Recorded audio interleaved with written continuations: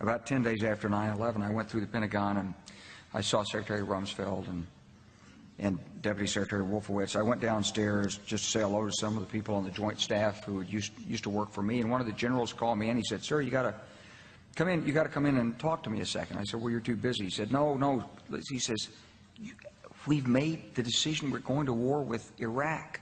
This was on or about the 20th of September. I said, "We're going to war with Iraq. Why?" He said, "I don't know." He said, "I guess they don't know what else to do." So I said, "Well, did they find some information connecting Saddam to Al-Qaeda?" He said, No. He says, "There's nothing new that way. They've just made the decision to go to war with Iraq." He said, "I guess it's like we don't know what to do about terrorists, but we've got a good military and we can take down governments." And he said, "I guess if the only tool you have is a hammer, every problem has to look like a nail."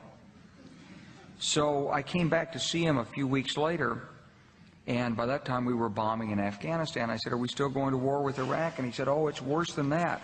He said, he reached over on his desk, he picked up a piece of paper, and he said, I just got this down from upstairs," meaning the Secretary of Defense's office today, and he said, "This is a memo that describes how we're going to take out 7 countries in 5 years, starting with Iraq and then Syria, Lebanon, Libya, Somalia, Sudan, and finishing off Iran."